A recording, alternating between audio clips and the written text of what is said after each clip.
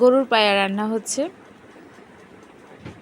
এটাকে আমাদের নোয়াখালীর ভাষায় নেহারি বলে বা নিহারি বলে।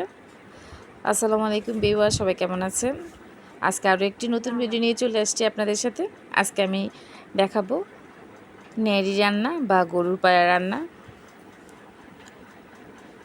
এখানে রসুন, আদা, পেঁয়াজ, জিরে গুঁড়ো, হলুদ, মরিচ সবগুলো দিয়ে একসাথে আমি চুলায় বসিয়ে দিলাম।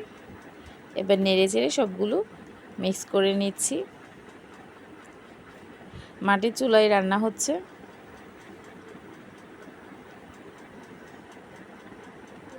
আমাদের যখন এরকম বড় কিছুর বিশেষ আয়োজন চলে তখন আমরা ওটা মাটির চুলাতেই রান্না করি। মাটির চুলার রান্না অনেক মজার হয়।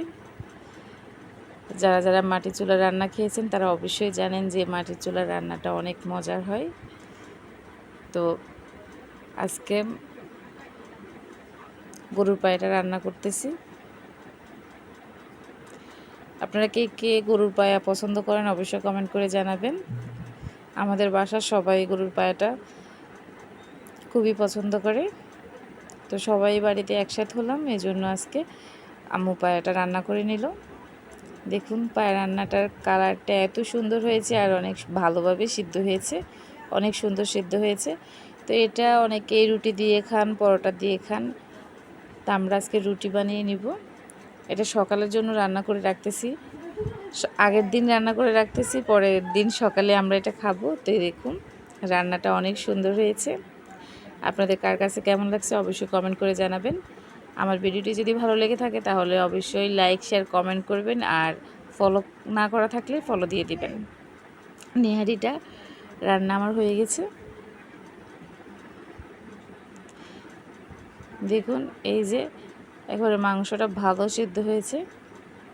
আপনাদেরকে দেখানোর চেষ্টা করছি। এটার ভিতরে যে একটা থাকে না, মোজকের মতো থাকে, এখানে ওটা দেখা যাচ্ছে।